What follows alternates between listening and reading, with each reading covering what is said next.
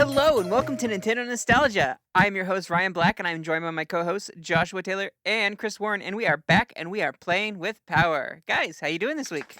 Doing awesome. How are you? Josh? No, I'm doing okay. It kind of depends on the moment. Got a lot going on, but we're making it through. I am well myself and happy to have survived last week. And it was a crazy one with the mother-in-law in town and just running around chickens with their heads cut off, and I'm glad to be kind of grounded and back to the normal again. So, especially back to podcasting. It's been a little bit for me. So, glad to be here again. True. Without any further ado, let's get into what we are Radical Rexing about.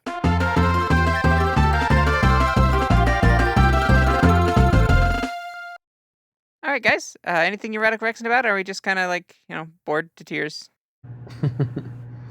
I've been playing a few things lately. My internship finally ended, so I've finally had some time to play some games. So I think I texted you guys this not too long ago, but I've been really into the Sega racing games. So like Sega and like Sonic and Sega All Stars Racing and Sonic and Sega All Stars Transformed, whatever that is for the Wii U, and I am loving it. Yeah, like I didn't take those seriously when they came out, and I just like love the fan service in those games. Like none of those series and franchises go together at all. Like Sonic and Panzer Dragoon and Billy Hatcher and House of the Dead, and all of those are in one game, and I love it.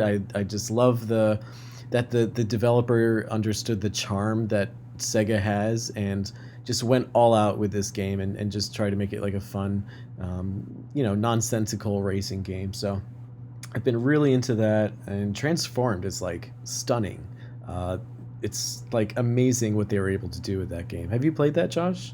Yeah, I was getting ready to say that game. Well, both of them are pretty cool. Transform, I think, is really great. Like that's comparable to Mario Kart. Not many kart racers do that, but I was wanting to ask. It gets really difficult, so you might not get to this point because it took me. I actually remember unlocking the last character. I got that when the Wii U. Shoot, I'm sorry. I got that when the Wii U released, and I didn't unlock the last character until the day before the Switch released. Oh, okay. And I played it a good bit, but have you heard what the last character is in that by In chance? Transformed? I don't know if I want to. Yeah. Is it a real human? No, can I spoil it for you? Yes. Okay, well, Spoiler alert for our listeners, by the way. if I remember correctly, it's I think the car version is like the Daytona USA car, the Right. Hornet, and then the boat is a Dreamcast controller. Oh, that's cool. And the plane is from can't think of what it's called. I keep wanting to say Top Gun. Well, anyway, the helicopter game. I know exactly what it is, and I can't think of the name of it. But no, it's another one. But anyhow, it's like all of those different things, and like the racer, a Dreamcast VMU, like the memory card with the screen on it, and it has a little face. Oh, that's so cool. Oh, I'm so excited. I'll probably never unlock it because I'm pretty bad at it, but that's very cool. Okay. I know, part of the fun of the game is just seeing what characters are in it, and there's like a real life human character. I mean, I don't watch NASCAR, but there's like a real woman in it. Like Danica Patrick, which is fine. I just like Sega when they're being weird and stuff like that. Strange. Yeah, but it still doesn't beat Shaq really well.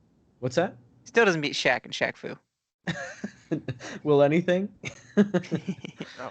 But it's just like it looks great. The music is awesome. Like it's just so fun to listen to like the best Sega tunes like while you're racing, and Transformed is like amazing. Each time you go around, like each lap that you take is a different experience. So, for the first one you're on land, and then the next one, your track breaks and then you're in the water, and then for some reason you have to go in the air because there's like a monster in your way for the third one. So it's really cool. They put a lot of thought into it. So I have a lot of good things to say about the first two games. I haven't gotten to the Sonic Switch one just yet, but it's very cool.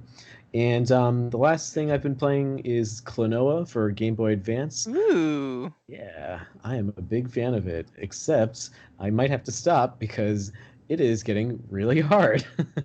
um, like out of nowhere, the level that I'm now stuck on just got ridiculous with how you have to solve the puzzle. And I went on a guide because I'm like, you know what, I don't want to be stuck on this forever. So yeah, I looked at a guide and I would have never figured out how to get past this puzzle if I didn't look it up. So um, I, I don't know. I'm debating if I should just stop and move on to like the second one or keep going with the guide and see how far I can get using the guide as like a supplement. So still figuring that out. But I love the game. It's just really fun. So yeah. Have you've played that one, Ryan? No, I haven't, but I'd love to. I'm a big Oh, fan of the Klonoa series. I haven't gotten to play a whole lot of it, but I remember just being entranced by the demo that I got to play on the demo disc that I got. I think it was a PlayStation demo disc, and I loved it. I love playing the game in a little bit that I did, and I got it for Wii and played it for a little bit. I still have never beat the game. I just never took the time to really like iron out that. It's like that's one of the ones that I want to do, like that and Sly Cooper and stuff like that. I kind of want to go and visit those that were like PlayStation uh, originating stuff. But yeah, totally. Yeah. I have the Wii one, haven't gotten to that one yet. I was thinking like the first two GBA ones first, and then I'll get to the Wii one. But mhm, it looks pretty good, and I'm glad that that exists, you know? mhm. So yeah, looking forward to playing the rest of Klonoa. There's a lot of variety. It's very fun, colorful, and fun to chill out with. But, you know, the later levels get pretty difficult. So Mhm. navigating my way around that. But that's it for me. What about you guys? Well, I will say I'm kind of happy to be able to say that I'm finally into Monster Hunter, at least for this game. I did pick up Rise. I kept looking into it and kept debating about it, and I finally decided to just kind of go for it. And I'm glad I did. It's been kind of hard to put down, honestly.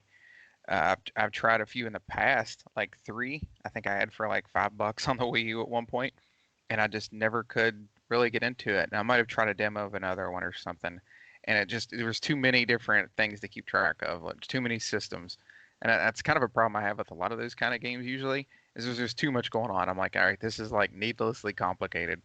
But I don't know if it's a combination of just attempting to get into it multiple times and me slowly catching on.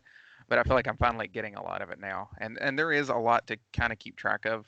But I feel like I've got a good enough grasp of it at least that I feel like I'm making progress, and it's fun to just kind of get in the loop and go in and like sort of aim for some big armor set that looks ridiculous. You know, go after some certain monster and learning different weapons. So I'm starting to see the hook to it now. I Awesome. haven't really got to play with anybody. I know a couple people that's got it, but not a whole lot. And I guess it's just part of being an adult. Like lining up the times is next to impossible. Yep. But I played with a couple random people, and that wasn't too bad. But I can definitely see that being a good time with a handful, a group of people that's into it. Yeah. Definitely something I'm glad I picked up. Hmm. Um, really, I guess other than that, I'm looking forward to the the Tasmanian Tiger 2 they're bringing back out on the Switch. What? I didn't Um, know that. I think it comes out March 31st, I What is it? believe. Oh wow. Uh, the second tie. You know how they brought out the first tie, the Tasmanian Tiger Yeah, last I year. didn't We know the actually second one. Yeah. interviewed one of their developers last year. Yeah. Yeah, the second one comes out. I think it's like the end of this month or the beginning of April, something like that. I meant to Cool. back it and I forgot until it was too late, so Didn't get on I didn't backer get it kit. back down. Nope, not on that one. But yeah, so I'm looking forward to hopefully uh, getting what I need to be able to pick that up, and we'll probably download that Star Wars Republic Commando when it comes out. I played it on the Xbox when I borrowed one off of my cousin back in the day, and I actually really liked it. And I'm a Star Wars fan, so I want to Mm. give it another go. But yeah, other than that, I mean, not all that much exciting going on. I've got some rough family stuff going on, but not kind of bring everything down. Just remember us and all of that, and we'll get through it. So yeah, that's about all I got. For me, I've been so busy. I've had barely any time to game. I'm still slowly trudging through Dragon Quest. I'm at the point where now I'm just kind of done with the game, and I could stop right now and be okay with it because I've put so much time in it, and I've experienced most of the story, and I just find myself just wanting to keep grinding more instead of actually just complete the game. And I'm definitely leveled to where I can, but I just haven't like sprung for that, I guess. I'm just kind of still exploring the world. Other than that, I am radical rexing about getting my amiibo finally. I've got two of them and one more on the way. So I've got Terry on the way, but I did get Byleth and Banjo-Kazooie, and they look fine. Absolutely love those. Also, I was lucky enough, and kind of cheated the system, but I showed up on early. It was Thursday morning, Friday morning, at Target, and walked in as soon as I opened the doors. Went straight back to the electronics section and picked up myself some Hello Kitty Animal Crossing amiibo cards. I got two of them, and apparently they weren't supposed to sell them because it was online order only. But I showed up. The clerk didn't know any better. A scalper had beat me there, and he got his two first because he actually went to the back door where they came with the cart, came in with the cart, and kind of beat me to it. But he tried to get more, but the clerk wouldn't sell them anymore. So I'm like, cool. Well, I get my two then. Awesome. And my sister-in-law got dibs on the first or the second one that we had, and of course I got the one for Draco. So I was glad I was able to get that, and it was early enough in the store that we weren't really around a bunch of people, so that helped a lot. I was in and out as quick as I could. Trying to think if there's Awesome. anything else like video game related. I mean, I picked up some Yu-Gi-Oh cards, but they had this Ice Barrier structure deck. I was like, okay, I'll pick them up. They look kind of cool. I've never owned a Trishula, but now I do, and I'm happy about that. That probably means nothing to you guys, but um, I think that's about it for what I am radical rexing about. Before we get into the topic, I wanted to go ahead and bring an interesting email that came in for us, all the way from Norway. We have a fan in Norway. It's crazy to think that we have someone that is listening so far, like, other side of the world and stuff. Like, it's so cool. But I wanted to go ahead and give this person a shout out. This is Tommy, and he says, hello, and thanks for a very interesting podcast. A while ago, you made an episode about the Nintendo Wii, where you took everything from the history to success and the most popular games and rounded up with the end of the Wii in a nice way. They wanted to know, could you please make more similar episodes about the different other consoles in Nintendo's history? The Wii U is down for an interesting one, along with the NES, SNES, Nintendo 64, and more. Thanks. Sincerely, Tommy. So yeah, that's pretty cool. We've got an episode request to bring in more of those console episodes, but it's kind of like the sending off of the console, or maybe even like the legacy, and going over the legacy, the top games, how it started, how it ended, just all of that stuff. And I definitely like to do that. I know we've done a couple of console episodes here or there, and then I would definitely encourage you to go back and kind of listen to those ones. But as a more of a focus in the scope of like the Wii episode, we could definitely like take a look at that and try to do those console episodes renewed and refreshed like that. So it's definitely a good idea. What do you guys Yeah. think? Well, first of all, thanks very much for writing to us. I really appreciate that. And it's awesome, like Ryan said, to know that we have a fan in Norway and potentially other places too. So that was really exciting to learn about. So yeah, thank you. And yeah, I was on the Wii episode and I'm very proud of that one. I think we all did a really great job and I had a lot of fun recording that one with you guys. So I would love to do more of those for sure. To the person that wrote the email, if you are interested in other episodes like that, we did one shortly before the Wii one. I believe it was right before the 3DS one. It's not titled, just Nintendo 3DS. I think it's called 3DS Bon Voyage, and we kind of took a similar approach with that one. And I also really enjoyed that episode too. We did a really good job with that one, so definitely check that one out. But I personally would love to do more of these console episodes. Those are like my favorite ones, and there's so much that I have to say about all the other consoles that I wasn't really with you guys to be able to record on those. So yeah, well, it's something we'll definitely talk about in the future. But yeah, thank you again for writing. All right, well, guys, I think it's time we stop fooling around and get into the topic this week.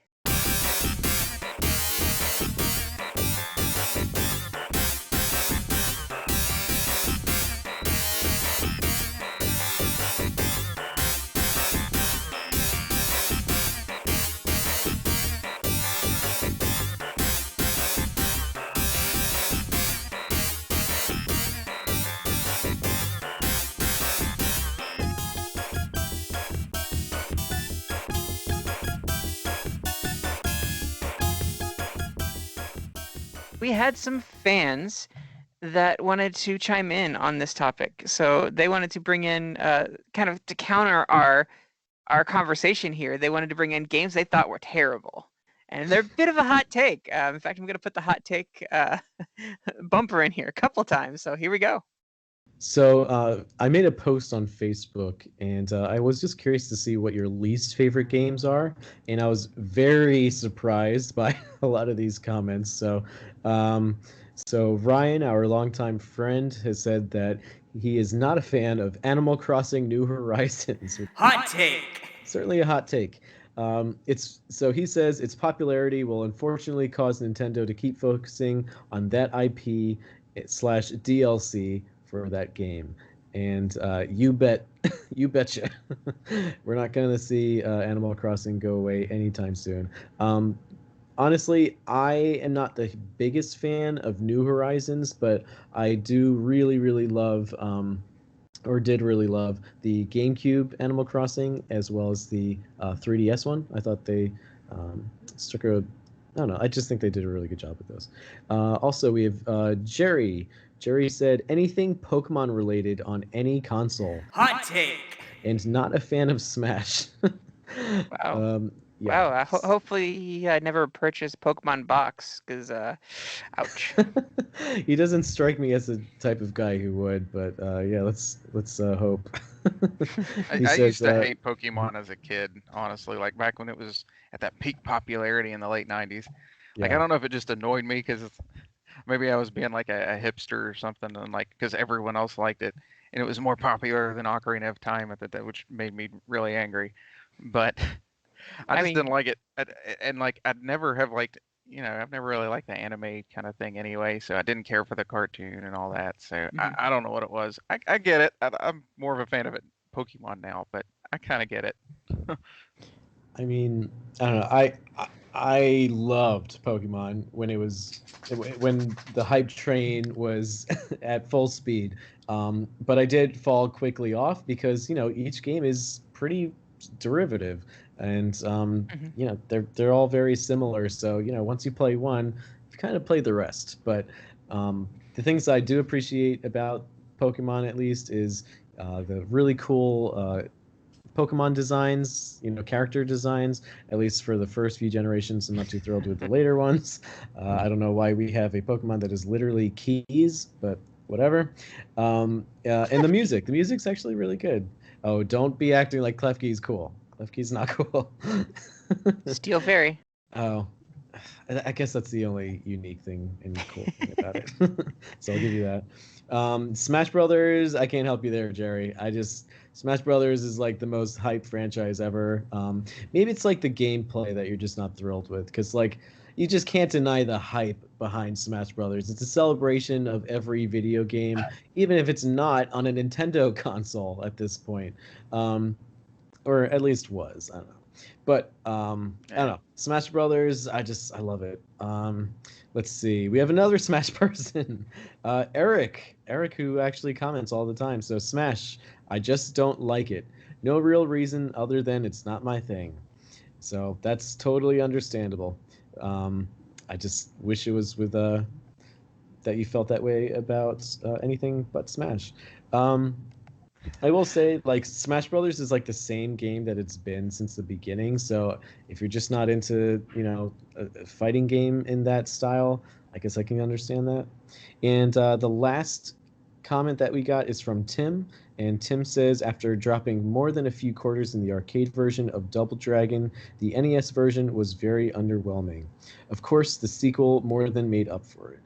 And Tim, I'm gonna have to take your word for it because I haven't played either of those. But I do like beat 'em ups, so I don't know. Have you guys played Double Dragon? I know I've played at least the NES version of it. I can't remember if I played the arcade version or not. Some of those don't hold up real well. Like I like a good beat 'em up. I like Battletoads and stuff like that. I mean, granted, some of that's painfully unfair, but it's still a fun game. But I can kind of see the issue with it. I think if I remember right, the first Double Dragon or the second one, like everything's like one button, or you have to punch left, you have to hit A, and then right is the B button. It's kind of weird but simplistic at the same time. I don't know how to explain it unless you play it. It just doesn't Hmm. feel very good. At least on a NES controller, it didn't. Okay, gotcha. Sounds like it's on rails the way you said it. I mean, it's not right. It's still like a straight up beat 'em up, No, I guess. But no, I it's don't know. hard to explain without messing with it. Yeah.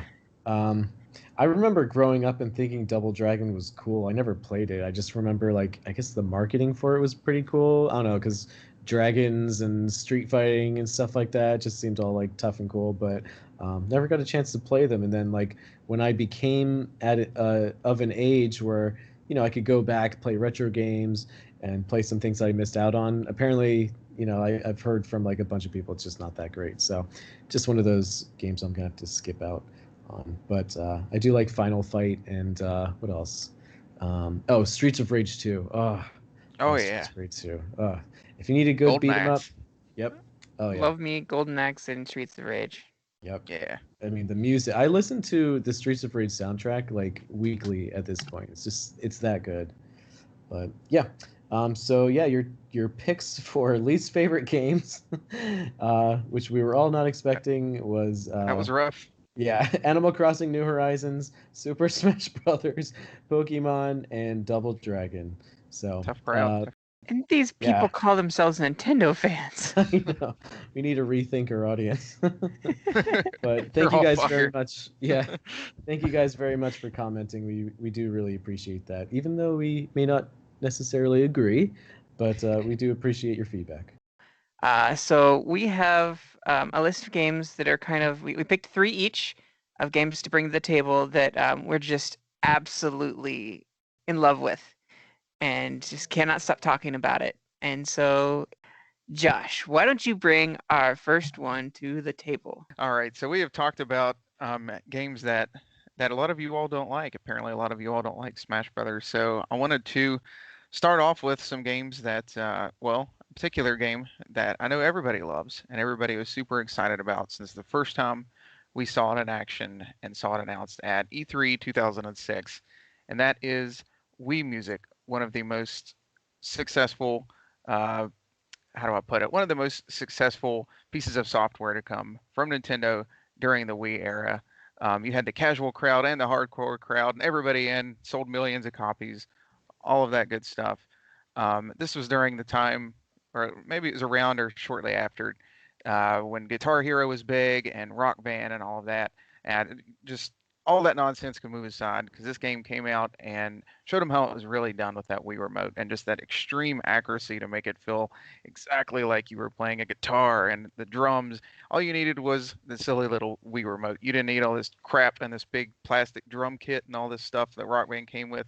The Wii remote did more than enough. And I think if you go back and look at E3 2006, uh, that perfectly proves my point on just how awesome of a presentation you can give off with that. From what I've heard, there's even multiple people that this helped kickstart their career, so to speak. People like Steven Tyler and Britney Spears, and even Jesse Katsopolis, all got started because of Wii Music. So we have that to Wait, thank. the Jesse Konstopoulos? Yeah, that one. Wow. So yeah, I just wanted to gush about that to get things started and Yeah, how wonderful and special of a game that is.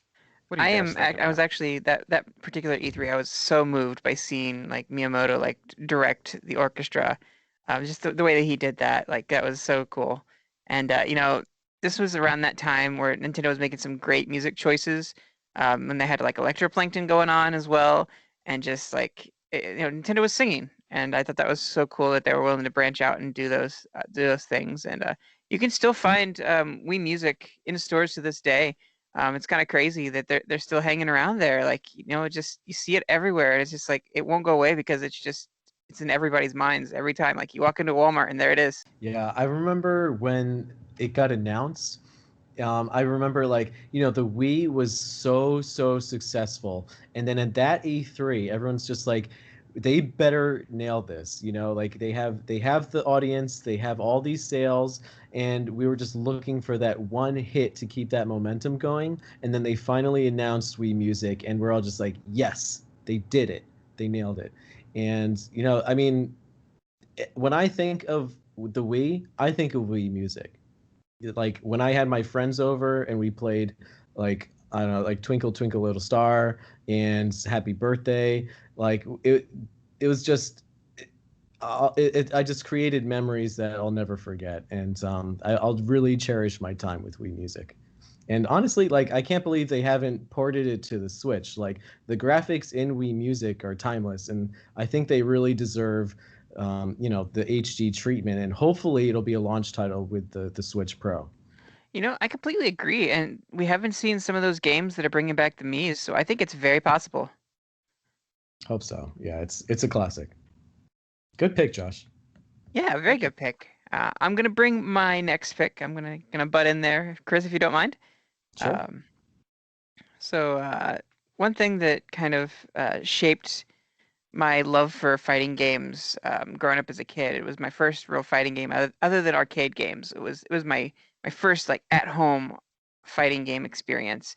I went with my grandpa to the local buy sell and trade place, and we picked up the game Rise of Robots for the SNES. It was really cool. It had this like liquid metal looking like alien robot on the cover. It was really, really sleek looking, and the graphics were just like, whoa! I can't believe those are graphics like on this cartridge. It's gonna be so cool. And then when you boot up the game, it's just uh, it's so much to take in. There's so much going on the screen. Just sensory overload. Like your eyes just can't take it all in. It's just so robust, and the controls, like this is a special kind of fighter. See, I cut my teeth on this game. um, it was the anti button mashing game. Button mashing would get you nowhere in the game. You could hit all the buttons at once, it wouldn't matter, like it would not respond well. You had to be really, really precise. And the game was like moving through, kind of like moving underwater fighting, which is very unique. And it was kind of cool because that kind of slowed down the fighting moves and everything. And but the computers were really, really fast too. So like they kind of ran circles around you. So it just taught you to get good. And it was just really cool. It gave you, there's a little bit of a delay when you press the buttons. So it helps you, like if you're a beginner, to like learn when to press the buttons. And then as you got to more fighting games later, when you press the button, it happened instantly. Whereas in this game, like it was just slightly lag behind, and it was just great building blocks for my fighting game future. Awesome. I haven't heard of that one, but it sounds awesome. I'm gonna have to look that up and see if I can get a copy of it. It was so future and high tech. My goodness. Like, yeah, it's all like robots fighting, like brawling. It's special. Sounds great. I mean, sounds totally original too. So I'll have to look into that one. I was always a huge fan of Clay Fighter back in the day, Clay Fighter 64 in particular. So this almost sounds maybe slightly better than that, maybe a little different. So yeah, I'd definitely be willing to give that a shot. Yeah. Yeah. Even if it doesn't have like sumo Santa, I'm sure it can hold its own. Well, Oh, I it was a doubt big that. it was a big like mech frame suit, kind of like futuristic construction equipment. And then also like the character on the title also like did have like a liquid metal frame, so like it would like shape its like arms into like spikes and stuff like that when it fought. It was pretty cool. Awesome. Cool pick. Chris, what you got for us? So if I have to take my favorite like top three games, and I had to put them in order, I would have to say that. All right, my number three pick. I know a lot of people say this, and it's probably cliche, but well, all right. Let me put it this way. So, Ado ev ko rok wumaj alo muto uj ke ro Star Fox Command. So as everyone knows, everyone's pretty familiar with the Star Fox Adventures language. So I basically just said, I know everyone knows this already. One of the best games ever made has to be Star Fox Command. So when I first heard of the DS and like the features that are unique to the system, my very first thought was they got to put Star Fox on this thing. So right off, if we rewind and go back to like 2005, this was like right off the heels of the like most definitive Star Fox experience, Star Fox Adventures. And so right after that, there was demand for more Star Fox. So they finally gave us like something that we didn't even knew that we wanted. And so with I don't know if anyone's played this game, but instead of controlling the ship with a joystick, which that doesn't even make that much sense if you think about it, they allowed us to control the R wing with the touchscreen, which was controlled exactly what you would expect. It was perfect. So you would fly your ship around in a free roaming space, which is perfectly suited for a touchscreen, and Pretty cool. yeah, it's like groundbreaking, and it's not just that, but it's also like a strategy game too. So Hmm. another thing Oh that we wow. just yeah like another thing that we just didn't know that we wanted. So you can draw where you want to go. Let me So stop you there for a second. yeah. This was a really cool concept. To be able to command the ship in a new way. And what it sounds like, there wasn't a whole lot, from what you're saying, it was kind of free roam. There wasn't a lot of like on rails, right? No, not from what I played, but Oh man, I would love this. I hate Star Fox games, especially like when you're on the rails, like all range mode, I'm right there. So right. like if this was like, I need to play this game. Like Yeah. seriously, man. The touchscreen controls made it that much more accessible. Um, and like I mentioned, there's like a strategy part, so you can draw where you want your ship to go, and then you can wait for the enemy's turn, and then you can draw where you want your ship to go right after that. And sometimes there's an action scene, sometimes there's not. So it's really exciting in that way. You kind of get to see, wait and see what's going to happen when after each turn. Um, but yeah, I didn't really get past the first level because I just love the game so much that I just keep replaying it over and over again because you get Hmm. a different outcome each time, and it's really hard to complete the objective because there's just so much exploring that you want to do. Um, so hopefully I'll get past the first level, but already with just that one level that I played, it's my third favorite game of all time. So, yeah. Very cool. I actually I played that one back in what was it 2006 or whatever it came out, and I got all I want to say there was like 10 different endings. I might be getting that confused with Shadow the Hedgehog. I think it was 10, but I was just surprised with how well written like every ending was. Yeah. Especially the ones involving Crystal and like when she became what was that other name? Cursed. That one was really well done, really well thought out. That Huh. was my favorite ending. Yeah. Yeah. Do you guys remember this? Because in Star Fox Command, you could put your voice into the game, and it would make your voice like a Star Fox character, which is, I Oh. mean, yeah, it's basically a staple for a lot of video games at this That's point. really But that's really cool because the game is so quotable in its history. Like with Slippy, like famous lines and like these, you gotta love it. And so you get to put your own like annoying voice in there. I just gotta like really like enrich that whole feeling. Now, was this game, did it break the mold as far as story? Did it actually do something different than all the other Star Fox games that run along the same storyline? yes, mostly Good. because the enemies are the Anglars. So, I mean, not much more can be said about the Anglars. So, I'll just leave it at that. Okay. Yeah, I mean, that sounds like the Star Fox game for me. I don't like Star Fox that much. But I haven't given Zero a try. I heard that one's pretty good as well. But this one, I'll definitely have to pick up. Yeah, I recommend it. It's like essential DS playing for sure. Josh, you want to bring our next one? Yeah, so this one is from way back. I actually didn't own this one uh, right up until a little bit later. I'm not really sure when, but I know I used to rent it back in the day when I was a kid for the Super Nintendo. And it's one, I guess this would be sort of a funny pun. It's one that is fun to go back to, so to speak. It really takes me back because it is Mario's Time Machine on the Super Nintendo. So I wasn't really a huge fan of school, really. I just wasn't very good in it. I didn't have much of an attention span. I know that's hard to believe. But this one, it helped teach history, but more in a fun way. It slapped that Mario sticker on it, which is enough for Hmm. me to believe it Minions quality always. There's no wrongdoing there. So I jumped right into it, and I noticed some things aren't exactly the most accurate, but who really cares when you're having fun anyway? I mean, I'm sure just history being a little off, that's never caused any problems. It'll be fine. So, um, yeah, I'm glad to see it was very successful for its time. I don't know where the sequel exactly is. Still waiting on that one. One of my favorite parts. I don't know if you all really played it. I think this was just in the SNES version, but there were little whirlpools. When you'd go through the doors to different times, you would have to like set the date and find the right whirlpool to go through to end up where you needed to go. I just thought that made a whole lot of sense being there. It wasn't complicated or hard to understand what you were supposed to do at that point. It spelled it out pretty clearly. It was what seemed like a big, complex sort of concept about time and all of that sort of thing. It just made perfect sense. Um, so did you all play that one at all, by the way?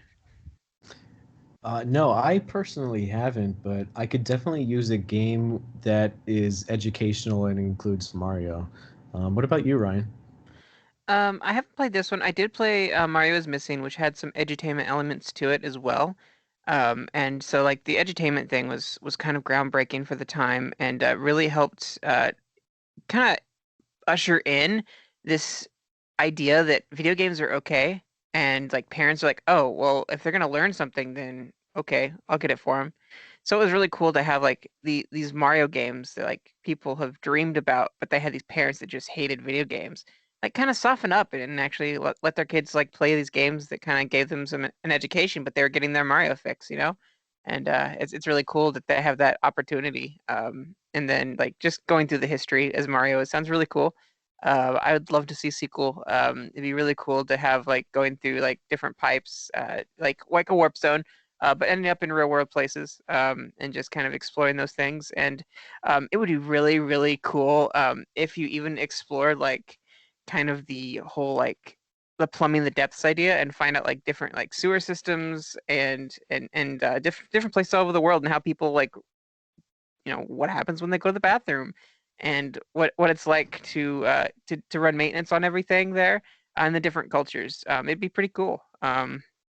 I would love to see that and just to really like it's a very not very much like talked about uh area of the world and in different cultures and how they do different things. Left hands and everything. So it's just really cool that they take us to this history, but I'd like to see that more of Mario's profession spin on it too. I think it'd be pretty cool. Maybe that's an unpopular opinion here, but Yeah, See the the only thing that I've heard about the game is just how good the graphics are. But I haven't played it myself, but I hear like the graphics are like the best on what it was the Super Nintendo. Yeah, it yeah, was on yeah. the NES and the Super Nintendo. Yep. It's Oh like move wow, over Turtles in Time. Mario's on his way. that's what So I say. one part we haven't brought up because I know that the Mario series doesn't always have much of a story, but this one actually had a pretty interesting one where Bowser had stolen basically all of the treasures throughout time, and took them all, back to his castle. So he went back and took like real big iconic things throughout time. So I always kind of wondered, where they added sort of a layer of mystery to this, into which if he went back through history and took all these very important items, how would we know that they're worth anything at this point, right? So Hmm. that's just a really awesome mystery that they left open for a sequel, I'm guessing. So maybe one day we'll see that happen. I'm I would say any day now. Yeah, Probably before Metroid Prime 3. I But if I we'll had to see. bet, I mean, I don't know. I hear the graphics are really good, and I can't think of a better opportunity than the Switch Pro. So hopefully, we'll get a bunch of awesome sequels when the Switch Pro comes out, especially Mario's Time Machine. I'm looking forward to it, even if they decide not to put it on the Switch Pro, like on the NES, SNES. Their classic or online line. It'd be cool if they had like a second run of the SNES Classic and put that on there, just for nostalgia's sake alone. But just the entertainment value would be pretty cool too. All right, well, I'll go ahead and get into my next one. This game came out for the DSi. I am a huge, absolutely crazy fanatic for the WarioWare games and the micro games. They're so cool, and they always bring in a new gimmick and this game was no exception. They had the regular micro games, and then they had a touched, with the touch screen, they had one for Game Boy Advance that involved like a gyro, so you did like tilting and everything, which was pretty cool. You kind of like turned it like a wheel, this the system like a wheel. But this one, it took advantage of the DSi in a way that no other game has ever taken it. And it used the camera to basically control all of the mini games. I'm sure that there were some other things you could use with the mic and things like that, but you could like take a snapshot of your face. And so this game is called WarioWare Snapped. Um, and it was a ahead of its time in that it was not really a game for like nerds. If you had glasses, it wouldn't work. You had to like take off your glasses in order to play the game. And then you had to get like really close to the screen in order to see it, but then the camera couldn't always focus on your face.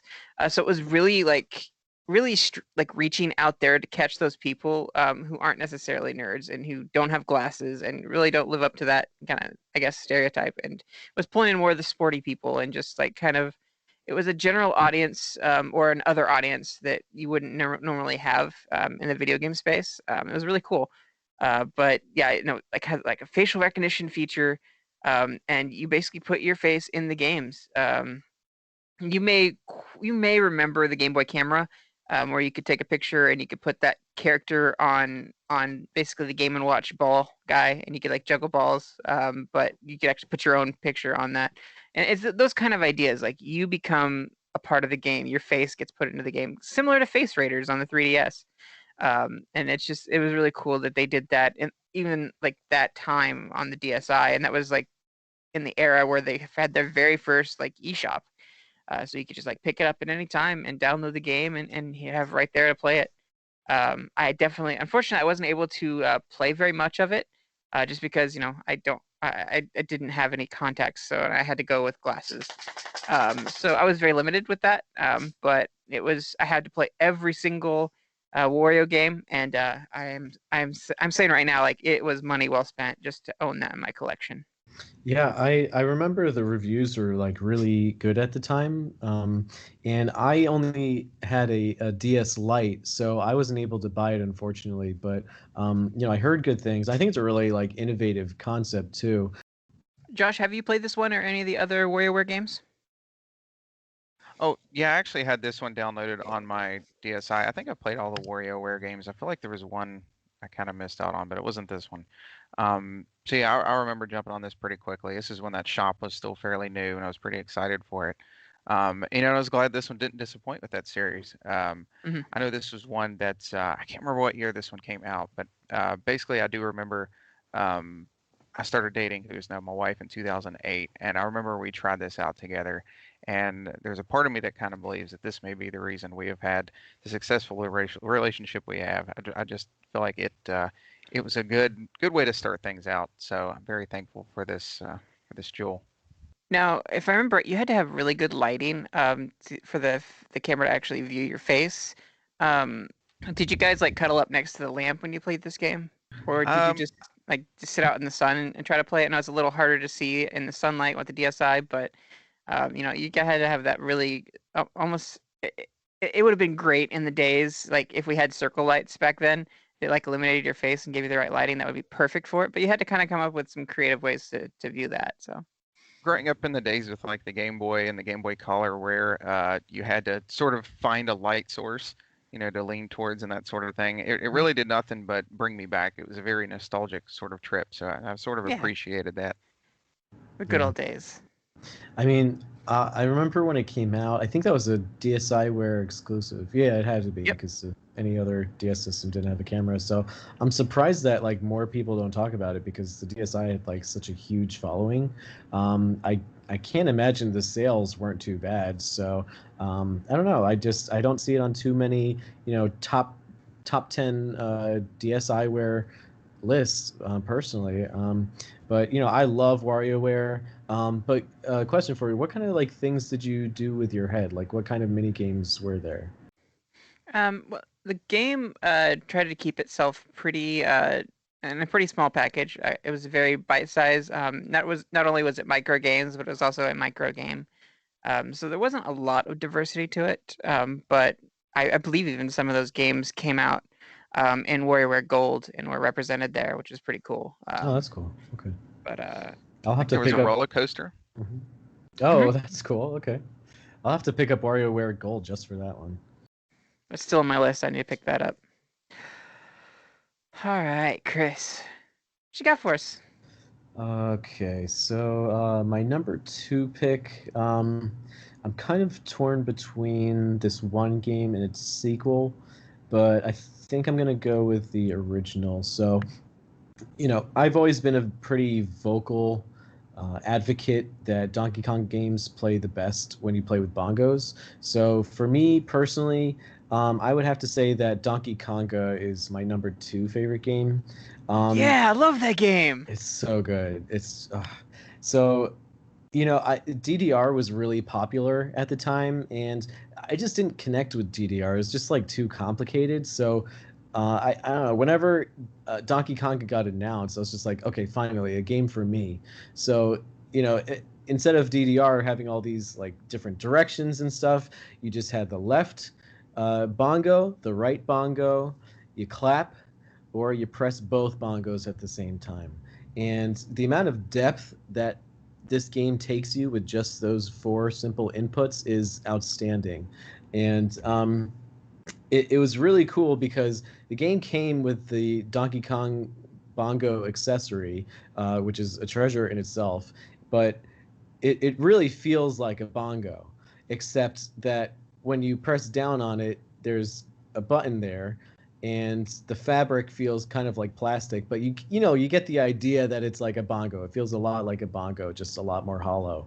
And Mhm. the best part for me, at least, is clapping.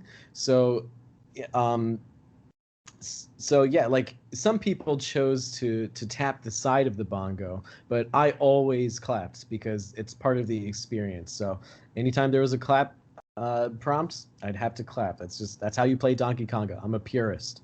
So and not just the how good it felt to play it, but the songs were also like timeless. So you would get Hungarian Dance Number 5 in G minor, The Locomotion by Kylie Minogue, and the Happy Birthday song. And you also know that like Nintendo didn't screw around with this release because you don't get the originals. They paid someone to do cover songs of the originals, so they were even better in that way. But I don't know. For me personally, like when it comes to music games, I think that the optimal way of interacting with music is through the Donkey Kong bongos because that's just like how I feel music. That's just how I have this need to express myself through pounding on the bongos. It's just like the best way to I don't know synchronize with my favorite songs. Um, and I mean, don't even get me started with the graphics. The graphics were just crazy. So yeah, did you guys ever play Donkey Konga? Oh yes, definitely. I've got three bongos here beside me, or actually behind me here. I love it. I those things can take a beating. That peripheral is really cool. I'm glad they included it in there. I had a class ring on, and clapping really, really hurt. But every time I'd hit really, really hard, and man, destroyed my hands until I found out that my class ring tapped on the side actually made that clapping sound. I'm like, oh, okay, I can save my hands some pain. And I did cheat with that. But after a while, I felt kind of like a cheap trick, and I went back to clapping again because it just nothing beats that clap. There's actually, I don't know if you guys know, but there's like a huge like esports sector for Donkey Konga. So if you think you're really good at Donkey Konga, you sign up for it. I don't know if there's a fee, but it's getting really competitive. One thing, like those bongos have been carried on to this day. People will hook up their GameCube adapter and plug in their bongos just to see if they can play like the latest games with that. And it's long reaching, but nothing's quite the same as the music experience of Donkey Konga. And of course, we got a nice sequel too, which is pretty cool. And then, if you wanted to get that adventure game on, you could definitely go with the Jungle Beat as well. Yeah, exactly. I don't know, it was Are, really hard for me to pick between the original, which I think I'm more partial to, or the sequel, which had, classics like No More Drama from Mary J. Blige and Come Clean by Hilary Duff. So I think I'm just gonna have to stick with the more classic hits. Josh, were you gonna say something? Yeah, I was gonna say I spent some decent times with both of these, and as good as like David Wise and Grant Hope's musics are, and Robin Beelan's, and all of them was for the Donkey Kong series before this. I can totally see why they went with the more of the sort of poppy or classical style songs with the cover bands to sort of make it their own thing. Especially that guy who did the cover of Headstrong and 2. That was a phenomenal job. I can't even say the word correctly. That was fantastic. Um, we don't need all those other tracks.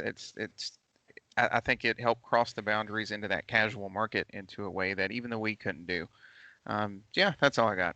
Yeah. That was actually I like that you mentioned that Headstrong because that was my first experience with the song Headstrong. I never heard the original.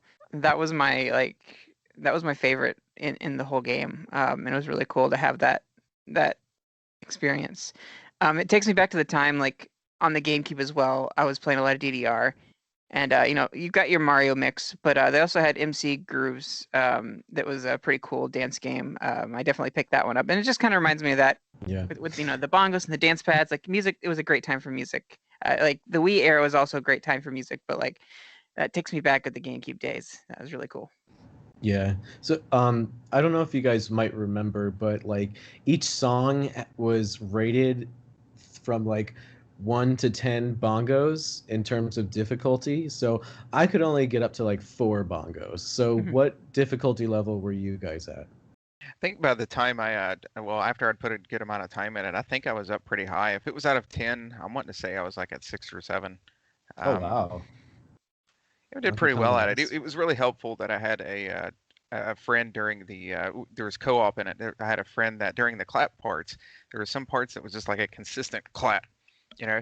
Mhm. So he decided to hit puberty a little late, so that was pretty handy because he could just scream, and we didn't have to clap at all. It was great. That's awesome. Yeah. Yeah. Wow. I And know I played a lot of Camptown races on harder difficulties. I have really fond memories playing Donkey Konga because I remember I had some friends over after school, and I don't know, we just really bonded over Donkey Konga. I didn't see them again since that moment, but we had a really good time that one time. Um, so yeah, I've very fond memories of Donkey Kong, and I'll really cherish my time with it. Josh, do you want to bring your last pick? All right. So my last pick here is my personal favorite of a long time series that has brought friends and family together, so to speak, through the years is in the Mario Party series. It's sort of a number or a couple of them together, but I'm going to start with Mario Party 9 here. I think was where the big turnaround for the series was thanks to NDCube. The car aspect I thought was something completely original and just something that I don't even understand why board games in the past hadn't taken this on, like in real life, like in Monopoly and things like that. I don't know why everybody wasn't traveling in a car to begin with. I thought that was perfect. Um, and they carried it on. What really makes sense is when they decided to carry it on to 10. I know a lot of people loved it in 9, so I completely understand why they carried it on to 10. I was worried they wouldn't, but thank goodness they did. It was great how it carried into the gameplay itself to where, in the past ones, there was a lot of effort put into trying to win the mini games. If you win the most mini games, it gave you a good advantage. It didn't guarantee it, but it gave you a really good advantage. And this one, you could win, I don't know, 11 out of the 10 mini games, and you still might get third or fourth. And that's okay. This is a different game. It doesn't matter. It was great to just have luck, just have control over that. I didn't have to use my brain at all. You can play with the dog, you can play with your grandma, you can play with the front door. It doesn't matter. Everybody can enjoy it, and everybody can win. It was a great concept, and I'm glad they stuck with it after that, especially.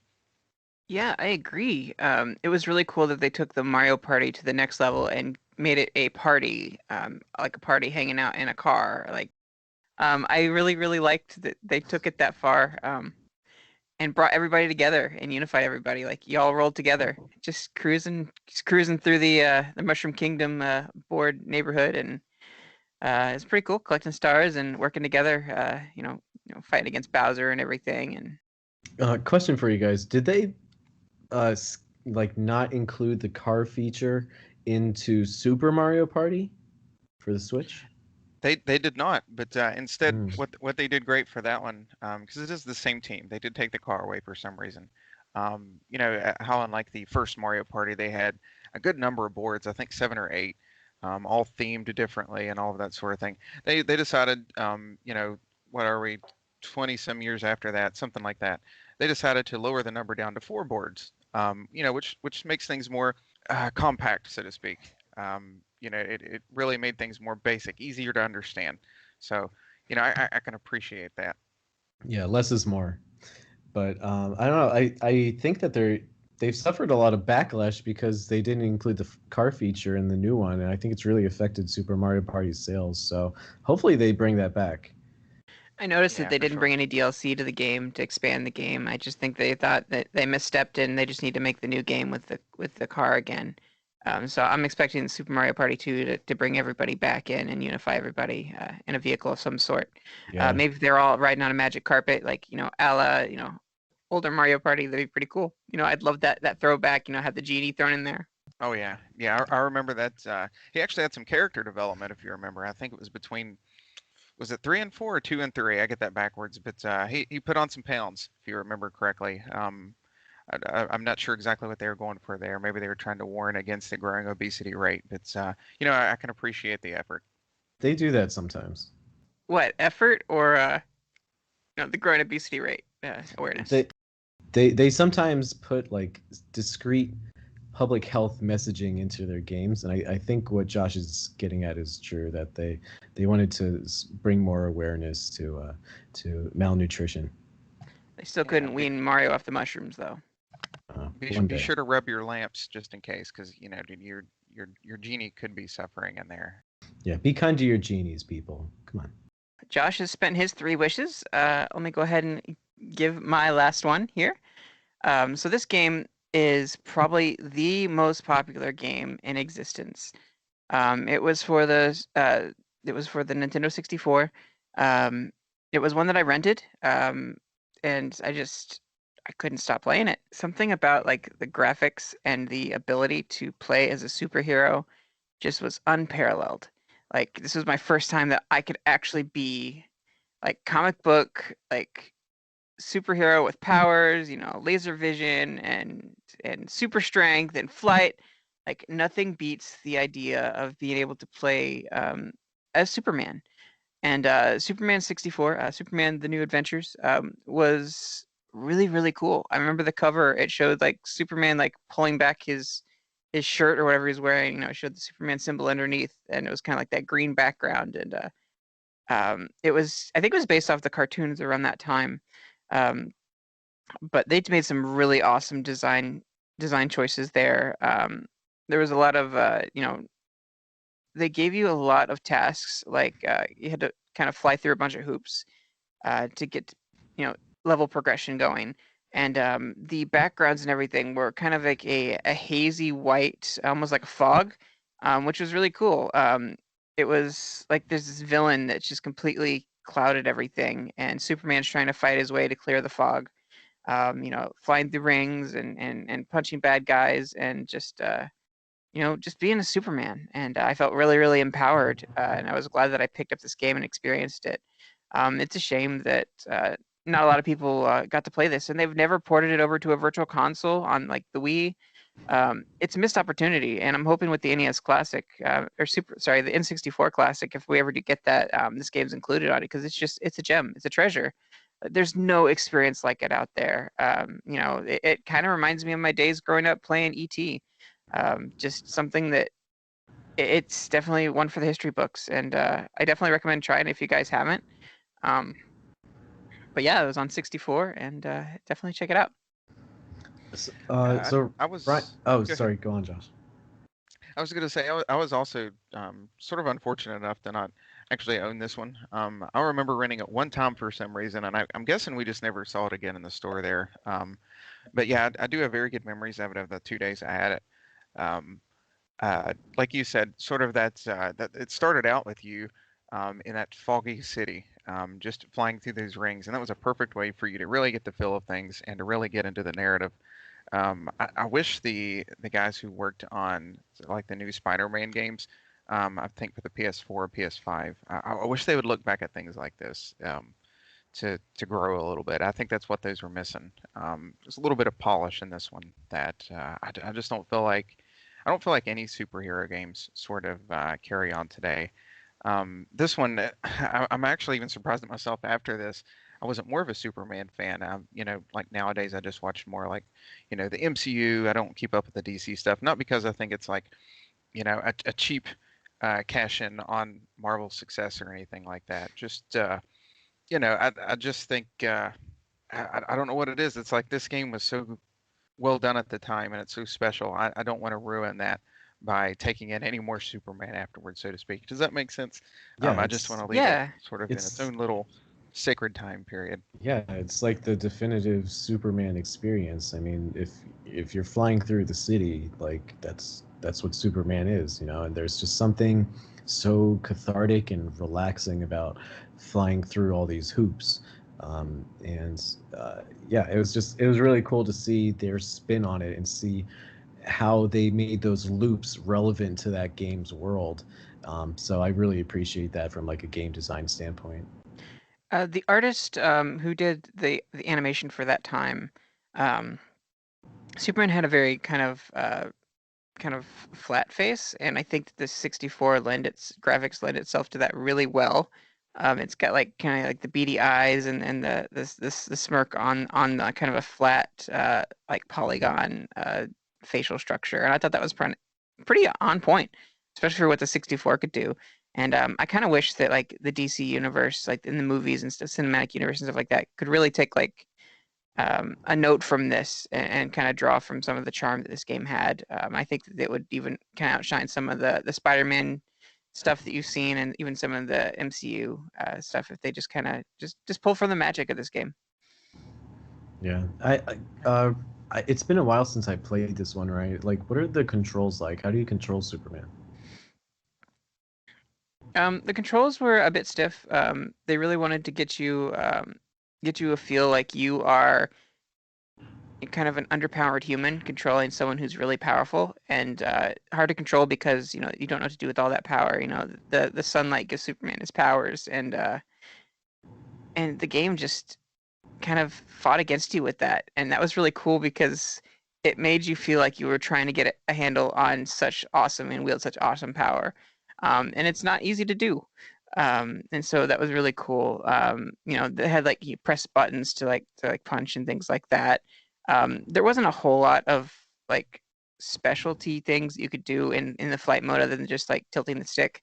But I know like when you're on the ground, you could even kind of use some of his powers just by pressing like the A or the B button and everything. Again, it's a little foggy because I only played it that one time. And well, I played it many times that time, but we only had that one rental, unfortunately. But I think it's always stuck with me. Just some of the controls are a little bit hazy for me. Yeah, my memory is definitely very foggy about that game as well, so I guess that's part of my issue. Um, but it is what it is, and it'll remain a very special part of our past. I just wish it would come to Virtual Console or like something so that we could play it again and experience it so that we can remember that stuff again. Because it's just, not all nostalgic memories like hold their vividness, and so Yeah, that's something that I hope we can experience again someday. yeah. I mean, luckily we're in the age where like if you request something enough, there's a chance that they'll bring it back. So, if Twitter and Facebook and all the fans out there make enough noise, I'm sure that Nintendo's going to consider bringing it to the Virtual Console or the Nintendo Switch Online service. So, I don't know. Fingers Uh, crossed. I hope that it happens. I I really might reach out don't. to Platonic and Platonic friends or what have you, and see if they can maybe start a Kickstarter on this one. It's definitely something I would back. Yeah, I I mean, I haven't the foggiest of why this hasn't come back up yet. It's a shame. All right, Chris, you got the last one. all right. So I've mentioned this game a few times, and I was when we were thinking about our favorite games.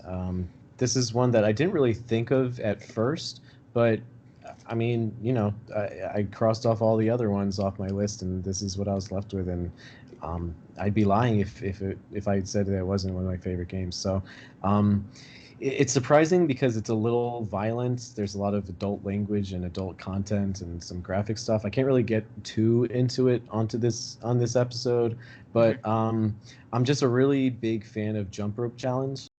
So Jump Rope Challenge is a game where it's very there's very simple controls, but they offer a lot of depth into the types of gameplay that it offers. So you hold the Joy Cons. For those of you who haven't played, you hold the Joy Cons to your sides, as if you're holding a jump rope, and you can jump up and down with small hops. You can jump up and down with big hops, and you can hold your hands out in different ways. So you can hold them at an angle, you can hold them downwards, and it just offers all these different combinations that not even like Ring Fit Adventure offered. So it just gave me a lot to do during the quarantine period, and I can't believe this, but it was free, and I believe it's still free. If you guys haven't downloaded Jump Rope Challenge yet, I highly recommend it. Hmm. Um, and going into the game, I heard it was kind of intimidating, but it luckily does offer a really helpful tutorial. So they break down the controls for you and all the different gameplay styles. You wouldn't think it, but there's actually like a pretty comprehensive like skill tree. So Hmm. once you advance your skills in one particular technique, you can branch out and try different things with your hands and your arms. You can hold your arms out a little bit further, and just offers all these like different complexities and these simple I don't want to say simple, but interesting nuances to the type of controls that it offers. The story is really good, but I don't want to spoil anything, so I will keep that to myself. Hmm. Thank you. And yeah, and the graphics are really impressive. Like I know this Switch isn't that much of a powerhouse, but it was just amazing to see what the developers were able to do with this type of art style. And I think it seems like it's a game that has an art style that can be, upscaled in like future generations. So we'll see what happens with the Switch Pro or the Switch 2 and other future generations. But I think it's kind of like the Wind Waker. It has this like timeless graphical style Hmm. that'll hold up over time pretty well.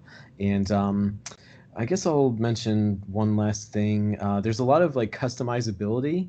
Hmm. I didn't know this going into it. I kind of just expected to be in the same outfit, but as you play the game more and more, you unlock more outfits. So you start off with like a yellow jumper, and then you just by like the press of a button, you can switch to a purple jumper, which changes things a lot. And um, down the road, I'll only offer like a few more spoilers for you, but there's also a striped shirt and a wedding dress.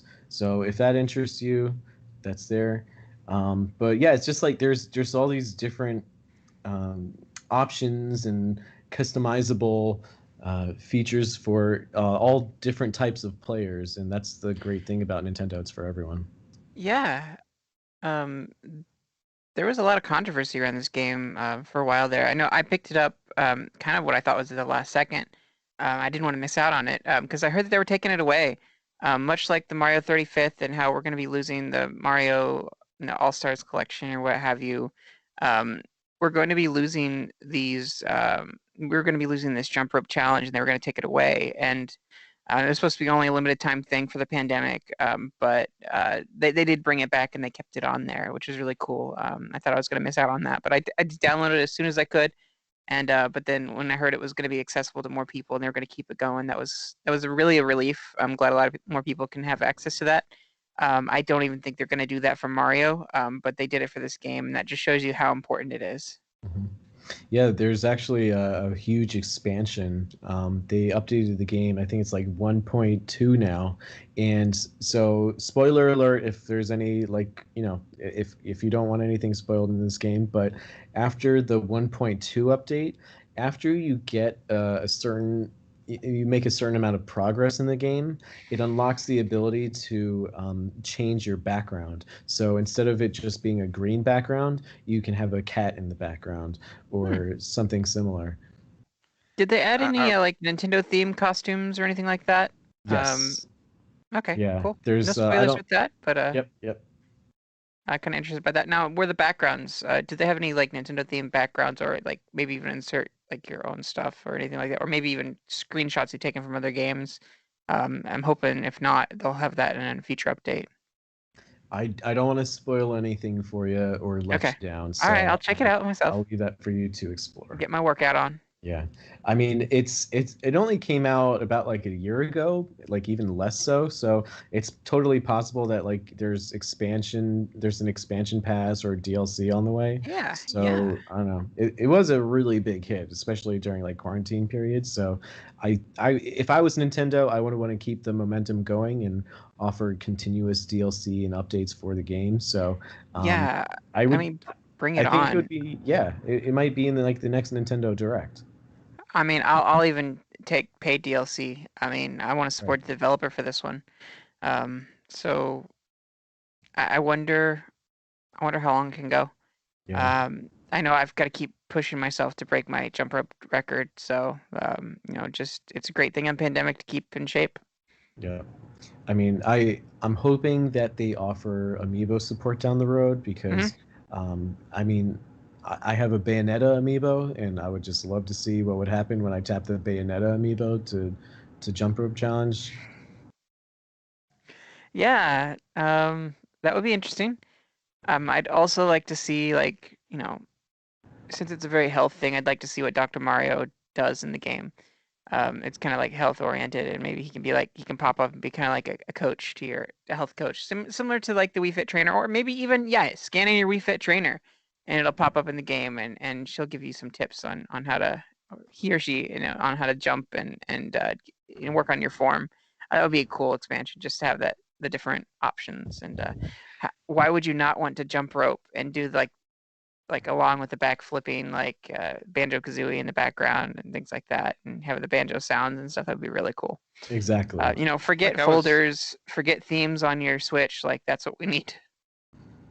Well, That's what and we need. like with the background, I wish you could customize your background with like your screenshots and things like that. Because if you can imagine, like if you really go back to when screenshots, so to speak, sort of at least as far back as I can remember, were a thing, when I was just getting to that middle school age and Smash Brothers Melee came out. Thinking back to some of those awesome screenshots I took, especially the ones with Peach that everybody took at some point or another. That would be an awesome background. I don't know why they haven't implemented that quite yet. I'm hoping that will be something they'll step forward with in the future. I think it would be very special. And I'm glad they used a bunny rabbit as the main mascot because you just don't see that very much in cartoons or movies or games. There's a lot of animal mascots, but rabbits just you don't see those very much. I Well, can't actually think of a good, there's definitely not an iconic one that I can think of in animation I'm or gonna have to anything. disagree with Uh, you because Nintendo Badge Arcade would like to have a word with you because Oh they yeah. that one's a pretty thank good you. one. There's also Zipper. He's a little bit on the creepy side, but and he can be a little bit annoying. But I think like Nintendo has their bunnies covered. But yeah, I think of all of them, I kind of am gonna give it to Jump Rope Challenge, especially for this argument. But that Badger Arcade bunny was pretty impressive. Yeah, I'm not gonna He's pink lie. though. Can I spoil something for you? Yeah. There is a costume for the Nintendo Badge Arcade Bunny in Jump Rope Challenge. So Oh, yeah, there's reason enough to boot it up again. But awesome. I mean, I'm with you there, Ryan, where I think that the Jump Rope Challenge Bunny is probably the best Nintendo Bunny so far.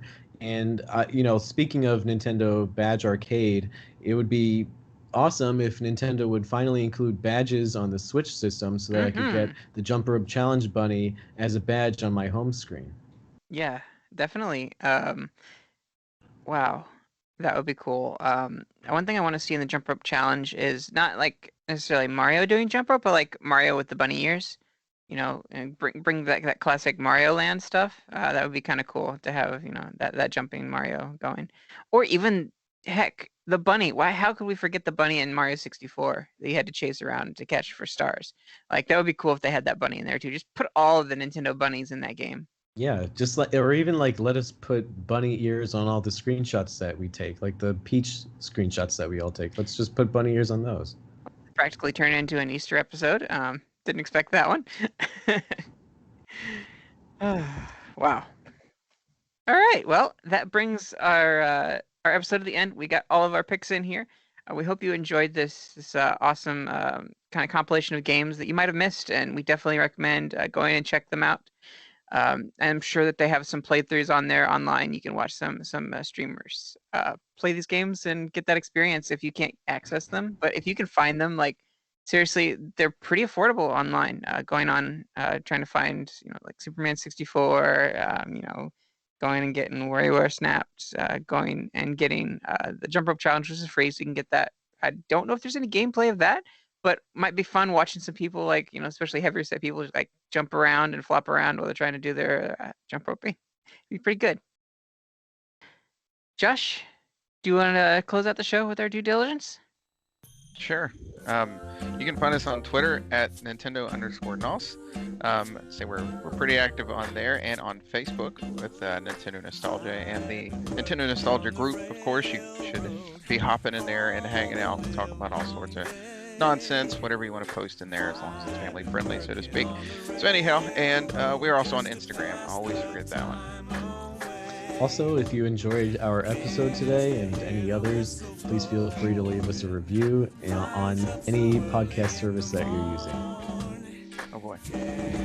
Well, guys, that brings us to the end of the show. I hope you enjoyed this awesome episode, and we will catch you next week. Later, Preston. Bye, everyone. Bye.